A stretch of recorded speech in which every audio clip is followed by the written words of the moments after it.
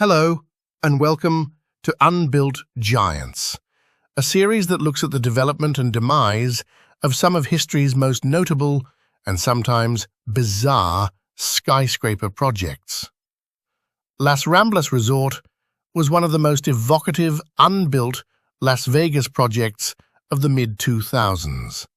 A celebrity-backed, residentially-led mega-resort proposed for Harmon Avenue in Paradise, Nevada, just east of the Las Vegas Strip. Conceived during the last feverish phase of the pre-recession Las Vegas condominium boom, it was to combine high-rise residences, condominium hotel units, a boutique hotel, retail, restaurants, nightlife, a spa, a health club, bungalows, and a casino in a dense urban district inspired by La Rambla, Barcelona's famous pedestrian promenade. It promised not simply another themed Las Vegas resort, but a walkable, European-inflected neighborhood of towers, boulevard life, and old Hollywood glamour. Its brief public life, from announcement in 2005 to cancellation and sale in 2006, makes it a compact case study in the ambitions, excesses, and vulnerabilities of Las Vegas development before the financial crisis. The project began with the land. In March 2005, Centra Properties announced that it had closed escrow on a large apartment assemblage on Harmon Avenue, east of the Aladdin Resort and near the Hard Rock Hotel and Casino. The site was described as roughly 25 acres and included the 996-unit Harbor Island apartment complex, as well as 14 fourplex buildings. The acquisition cost was reported at about $85 million, although later accounts rounded the basis to roughly $90 million. For Las Vegas in 2005, the location was highly attractive. Harmon Avenue was becoming one of the most closely watched development corridors off the Strip, with the Aladdin soon to be transformed into Planet Hollywood, the Hard Rock planning expansion, and the proposed W Las Vegas being promoted nearby.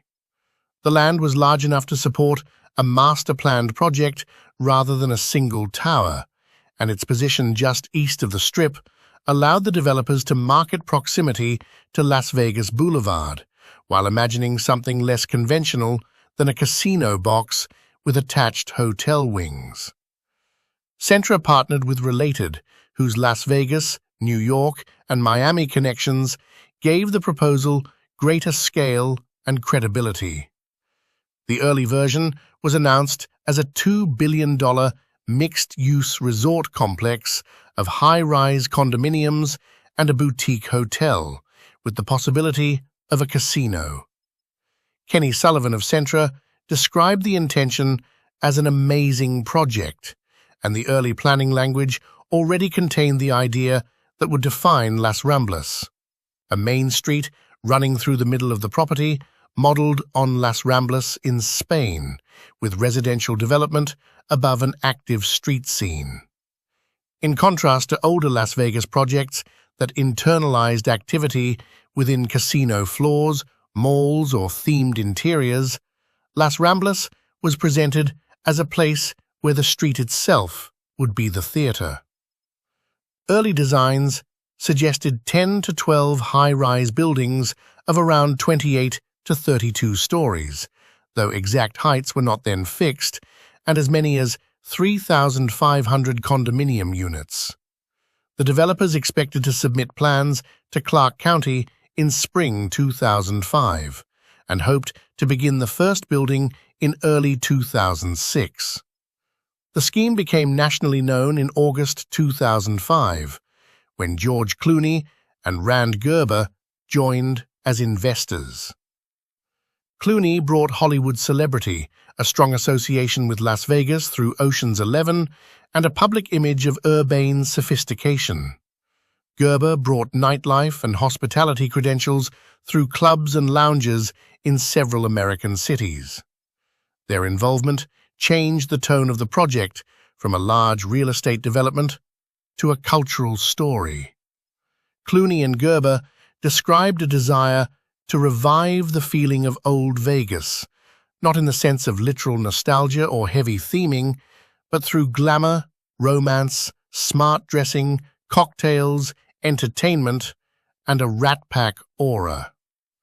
Clooney wanted the resort to feel like old Las Vegas and old Hollywood, a place more sports coat than tank top, more Tony Bennett than Britney Spears.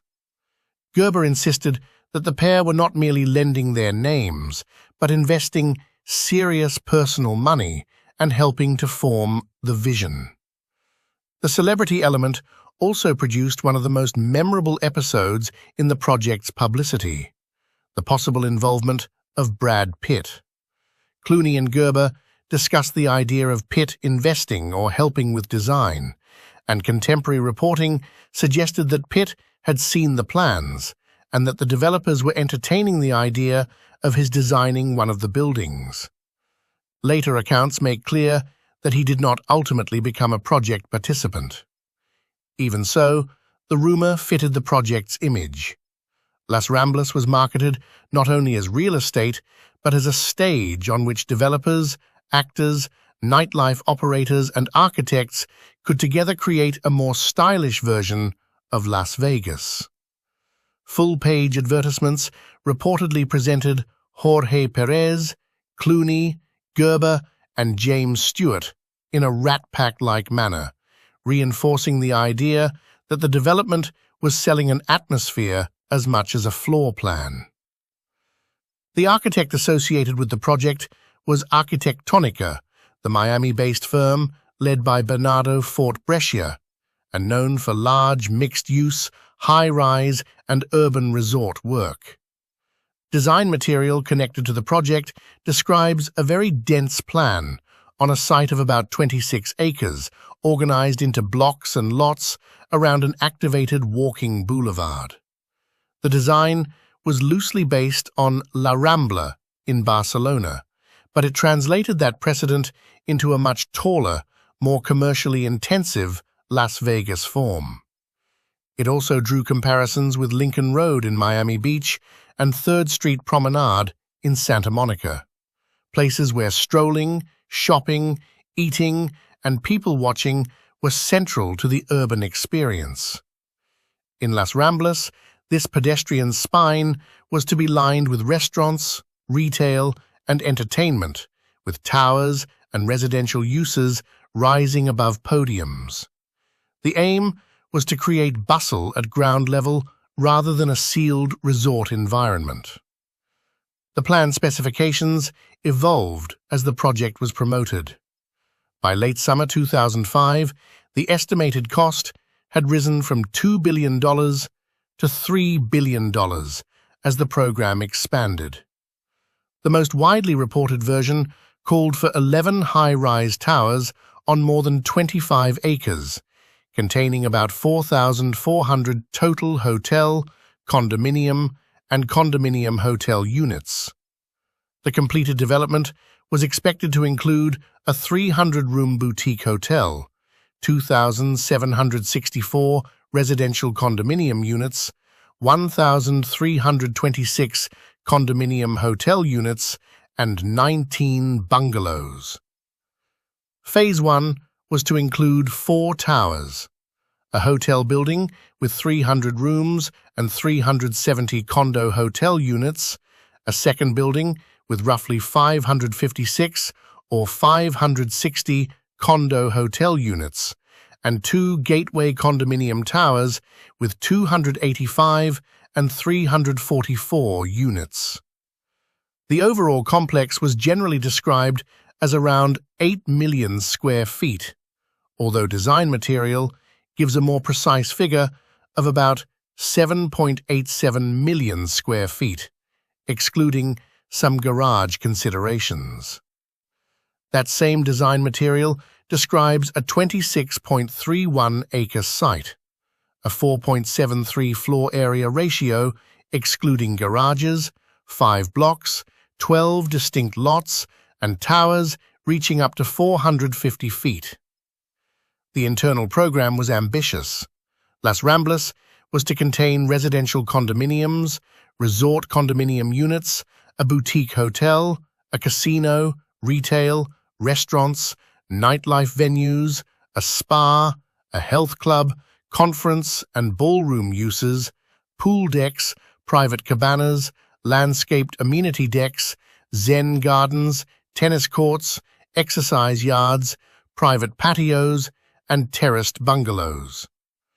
One design breakdown lists about 146,000 square feet of resort hotel space, 1.3 million square feet of resort condominium space, 250,000 square feet of casino space, 3.4 million square feet of residential condominium space, 99,000 square feet of commercial, retail, and restaurant space, and 2.5 million square feet of parking garages.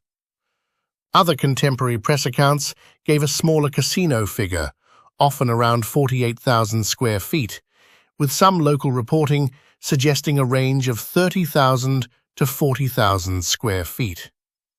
The variation reflects the fact that Las Ramblas was still in development and being adjusted as the economics changed. What remained consistent was that the casino was not intended to dominate the project in the way it did at the Strip's largest gaming resorts. That point was central to the developer's stated identity. Jim Stewart of Centra said Las Ramblas was not designed to be the next great casino of Las Vegas, but the next great resort. Related's Marty Berger similarly argued that it was not a conventional themed concept, at a time when Las Vegas operators were moving away from the extravagant fantasy themes of the 1990s. The planned casino was to be smaller and more intimate, not aimed primarily at high rollers who were thought to belong to the major strip casinos that could absorb large gaming wins and losses. Clooney publicly mused about a dress code that would make the casino feel like a formal Las Vegas or a classic Monte Carlo room, though gaming experts and regulators questioned whether such an idea would be practical or even legally compatible with Nevada's requirement that gambling be conducted in public view. Sullivan later acknowledged that the dress code idea would not work as a Las Vegas casino rule, but the discussion itself was revealing. Las Ramblas was trying to differentiate itself through elegance, intimacy, and theater rather than sheer gaming scale. The development plan also had substantial technical and urban constraints. Design material notes that the site had to incorporate a 90-foot-wide, meandering drainage easement and respect a Federal Aviation Administration flight path cone from McCarran International Airport to the south. The towers were to sit on podium bases containing parking of roughly 4 to 7 stories, with commercial, retail, and restaurant liners at street level and duplex condominium units above in some areas. Podium roofs were to become amenity decks rather than inert garage tops, supporting pools, spas, gardens, exercise areas, and private outdoor spaces. The hotel and casino phase, associated with Gerber's hospitality role and Clooney's Hollywood presence, was to include restaurants, a performance stage area, a spa, terraced private bungalows, a 2-story nightclub and spa level, conference and ballroom space, a 2-story casino and restaurant level, and parking designed to allow future expansion. A 7,500 square foot temporary sales center was planned to precede the main phases, with interiors connected to United Designers of the United Kingdom. The proposed construction timetable shifted as the scheme developed. Early in 2005, the first building was expected to begin in the first quarter of 2006. After Clooney and Gerber's involvement became public, construction was more often described as starting in mid-2006, with build-out occurring in phases over about 5 years. Phase 1 was sometimes said to be aimed for early 2008, while later accounts mention a scheduled September 2006 groundbreaking and a first phase opening in June 2007, timed to benefit from the publicity around Clooney's Ocean's 13 and a hoped-for Las Vegas premiere. The precise dates changed, but the intended pace was fast. Sales reservations were being taken in 2005, and the project was promoted heavily, while the Las Vegas high-rise condominium market still appeared capable of absorbing extraordinary numbers of units. In hindsight, the weakness of Las Ramblas lay in the same conditions that made it possible. The mid-2000s Las Vegas condominium boom was fueled by cheap credit, speculative buying, rapid land appreciation, celebrity marketing, and confidence that the Strip corridor could absorb almost any amount of luxury residential product. At the same time, construction costs were rising sharply. Las Vegas was experiencing an enormous development pipeline, including City Center, the Cosmopolitan, W Las Vegas, Hard Rock Expansion, Icon, Echelon, Fontainebleau, and numerous condominium proposals. Labor, materials, and contractors were under pressure. For a project as large and complex as Las Ramblas, the difference between conceptual estimates and buildable costs became decisive. Jorge Perez later said construction costs came in at more than twice the estimates, and that the market was already showing signs of decline. He also acknowledged a strategic problem. Related was fundamentally a residential and mixed-use developer, not a gaming company, and the more Las Ramblas required hotel and casino emphasis to work, the further it moved from the developer's core competence. By early 2006, doubts were already visible. Related confirmed in January that it would proceed with Las Ramblas even after cancelling its Icon high-rise condominium project in Las Vegas, itself a warning sign for the market. In February, Clooney was still promoting the development, describing it as the kind of casino where people dressed up to see a show, the kind of casino that no longer existed. He also said he would donate a portion of his profits to African relief. Yet skepticism was growing. MGM executive Bobby Baldwin, then associated with the enormous City Center project, publicly mocked Las Ramblas's prospects. Analysts also questioned whether all 4,400 units could be built without a clearer gauge of demand. The project was credible in terms of names and capital, but its timing was becoming dangerous. The end came quickly. In late March 2006, reports said Las Ramblas was no longer accepting reservations and that the property was under contract to be purchased by Edge Resorts Group, connected with the adjacent W Las Vegas project. Clooney was reported to have invested about $10 million. Gerber responded in early April that selling the land was one of the possible opportunities, and that, if it happened, he and Clooney would invest in something else in Las Vegas. By May, the project was effectively dead. In June 2006, the 25-acre parcel was sold to Edge Group for $202 million, more than twice the developer's land cost in a little over a year. Reservation deposits were to be returned. Clooney expressed disappointment, but said that because the controlling partners wanted to sell the site, he would donate his profits to the African Debt Relief Project and find somewhere else to gamble. The official and practical reasons for cancellation were overlapping: rising construction costs, slowing condominium sales, the need to redesign the mix, and the increasing dominance of gaming and hotel economics in a project that had begun as a residential community. Marty Berger, said Las Ramblas had become more about gaming than the residential community Related was trying to build, and that the company saw itself moving away from what it did best. Perez was blunter about the numbers. Building risk had become too great. Construction prices had been inflated to the point of making the project unfeasible, and selling produced a large profit instead of exposing the partners to a likely loss. In 2010, he called the decision to sell one of the smartest he had made. This was not a case of a project collapsing after half-finished construction. No tower rose, no foundation became a stalled landmark, and no casino shell sat empty. Las Ramblas died at the financially rational point, before the shovel went into the ground. The land's later history reinforced the wisdom of that decision. Edge intended to use the site as part of a boutique hotel district connected to W Las Vegas, sometimes referred to as Edge East. But W Las Vegas itself was also cancelled.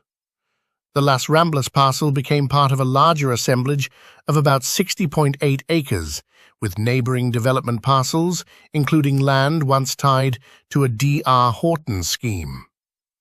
In 2007, a joint venture led by Africa Israel Group bought the combined property for $625 million, or about $10.4 million per acre, and later proposed what was described as the world's largest hotel, with 6,745 rooms.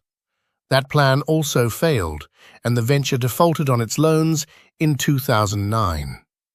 By 2015, the property was under lender control and being marketed through CBRE as one of the largest available sites around the resort corridor, a symbol both of recovery and of the wreckage left by the pre-recession boom.